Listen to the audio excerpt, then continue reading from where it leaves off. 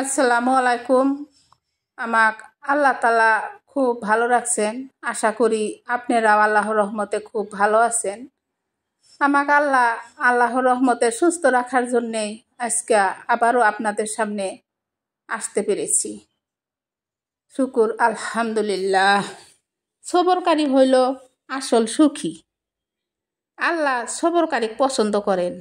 আল্লাহ তালা সব সময় সবরকারীর সাথে থাকেন। আল্লাহ তালা অত্যাচারের সাথে কোনো সময়ে থাকে না।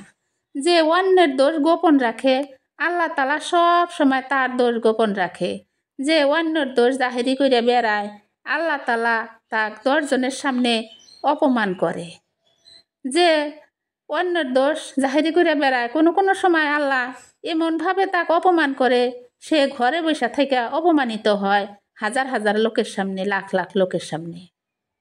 তাই বলি মা বোনেরা, নিজের বাড়ির কোনো কাম যদি থাকে কাম করুন, আর নিজের সন্তান ছেলে মেয়ে মানুষ করার জন্য চেষ্টা করুন, নিজের স্বামীর সেবা করুন, আর নিজের সংসারের ভালো মন্দ চেষ্টা করুন ভালো করার জন্যে। কিন্তু অন্যের ছেলে বা অন্যের মেয়ে কি কইরা বেড়াইতেছে সেগুলো আমাদের দেখার দরকার নাই। অন্যর বাড়িতে কি হয়ে আছে সে কথাও আমরা কয়া বেড়ানোর দরকার নাই। বা কার স্বামী কি করে, কার স্বামী কিভাবে ইনকাম করে, এগুলা কোনো ধরনের আলোচনায় আমরা পড়ার আলোচনা করার দরকার নাই। কারণ ঘরের আলোচনা করারই আমাদের টাইম নাই, আর পড়ার আলোচনা করিয়া আল্লাহর কাছে অপমানিত হওয়ার কি দরকার। তাই বলি মা বোনেরা, নিজের ঘরে থাকুন, নিজের স্বামীর সেবা করুন, নিজের স্বামীর সংসারে সময় দিন। কোনো কোনো সময় মানুষ খারাপ ব্যবহার করা সত্ত্বেও চুপ হইয়া থাকে, তাই বলে আমরা তাকে দুর্বল বলা যাবে না। সে নিশ্চয় জানে আল্লাহ ধৈর্যকারী বা সবরকারী পছন্দ করেন। আমরা নিজের সম্মান বাড়ানোর দরকার নাই। আল্লাহ তালার পক্ষে চলিলে আল্লাহ নিজেই সম্মান বাড়াইয়া দিবেন। যে অন্যের চিন্তা করে আল্লাহ তার চিন্তা করে। যে অন্যকে খাওয়ায় আল্লাহ তাকে রিজিক দান করে। যে অন্যের ইজ্জতের হেফাজতের চেষ্টা করে আল্লাহ তার ইজ্জতের হেফাজত করে।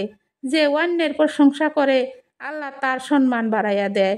যে অন্যের জন্য জীবনের রাস্তা সহজ করে দেয় আল্লাহ তার রাস্তা সহজ করে দেয়। আপনি মানুষকে সহায় করবেন, মনে মনে ভাববেন সে আমার অন্য সম্পর্কের কেউ না, সে আমার রবের বান্দা, তাই সে আমার সম্পর্কের যাই হোক। আমরা যত সইব নিশ্চয় আমরা পাইব তার থেকে বেশি। সহ্য করবেন যত, পাইবেন তত। এই ফর্মুলা মাথায় রাখলে আপনার জীবন তত সহজ হইয়া যাইবে। আর যত প্যাঁচ লাগাবেন আল্লাহ আপনার জীবনে আরও প্যাঁচ লাগাইয়া দিবেন। শেষ পর্যন্ত ওই প্যাঁচ থেকে বাইরে হইতে পারবেন না, এটাই সত্য। কিন্তু এখনও আমাদের মধ্যে কোনো কোনো মহিলা আছে রেডি হয়ে থাকে, কার সংসারে প্যাঁচ লাগান যায়, কার স্বামী স্ত্রীর সাথে প্যাঁচ লাগান যায়, কার ছেলে মেয়েক নিয়ে প্যাঁচ লাগাইয়া কথা সৃষ্টি করা যায়। এগুলা মহিলার অভাব এখনও অনেক আছে। অভাব নাই আমার সংসারে বা আমার এই দুনিয়াত অভাব নাই। হাজার হাজার এই ধরনের মহিলা আছে মানুষের প্যাঁচ লাগানোর জন্যে বাড়ির কাম কাজ বাদ দিয়ে রেডি হয়ে থাকে।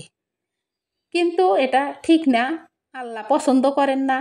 আল্লাহ যে এই ধরনের প্যাঁচ লাগানোর জন্য রেডি হয়ে থাকে সে একদিন এমন প্যাঁচে পড়বে, সে প্যাঁচ থেকে আর তার বের হওয়ার রাস্তা থাকবে না। নাউজুবিল্লাহ। তাই আল্লাহ তালা আমার নবীর জীবন সহজ করে দিচ্ছেন। আল্লাহ তালার কাছে আমার নবী যাই চাইতেন তাই পাইতেন। কিন্তু সেই নবী কত দিন না খায়া থাকলেন, কত কষ্ট করলেন, অথচ সে যা চাইতেন তাই পাইতেন। তাই বলি মা বোনেরা, সত্যিকারের পাওয়ারফুলকে যে পাওয়ার থাকা সত্ত্বেও পাওয়ার দেখায় না, সেই আসল পাওয়ারফুল। তাই বলি মা বোনেরা, শরীরে পাওয়ার থাকলেও পাওয়ার দেখাবেন না, কারণ ধৈর্য ধরেন, একদিন ফল পাবেন। স্বামী জ্বালায়, শ্বশুর শাশুড়ি জ্বালায়, দেওর ননদ জ্বালায়, কোনো সমস্যা নাই। চাকরি করেন সাথের স্টাফের মানুষ জ্বালায়, বা সমাজের কোনো কোনো মানুষ জ্বালায়। ধৈর্য ধরুন, ধৈর্য ধরুন। আর দিলে দিলে ওই মাবুদের কাছে কান্দুন যে আল্লাহ বিনা স্বার্থে সবাইকে খাওয়াইছেন, পড়াইয়াছেন, তার কাছে প্রার্থনা করুন। একদিন না একদিন উইনার আপনিই হবেন। বেশি বেশি ধৈর্য ধরুন, নামাজ কায়েম করুন, কোরআন বাংলা অনুবাদ সহ পড়ার চেষ্টা করুন। সব সমস্যা আল্লাহর রহমতে সমাধান হইয়া যাবে। আর যদি শান্তি নাও আসে, প্রবলেম নাই, কারণ আল্লাহর কাছে দোয়া করলে আল্লাহ সব সময় দোয়া কবুল করেন। কিন্তু সেটা কবুলের ফজিলত দেওয়ার সিস্টেম বেলেগ বেলেগ।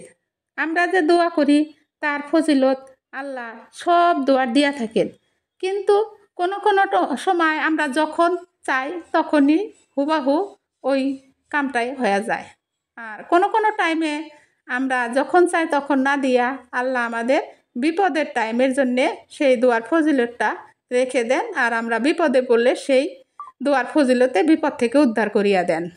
আর কোনো কোনো টাইমে আমরা যখন চাই তখনও দেয় না, বা কোনো টাইমে বিপদে পড়লে বিপদে পড়ে আবার উদ্ধার করে, কিন্তু দোয়ার ফজিলতটা রেখে দেন ওই কঠিন হাসরের আখেরাতের হিসাবের দিন, যেদিন আমরা কঠিন বিপদে পড়ব, তখন সেই দোয়ার ফজিলতে আমাদের সেই কঠিন বিপদ থেকে আমার আল্লাহ উদ্ধার করিয়া আমাদেরকে জান্নাতুল ফিরদাউস দান করবেন।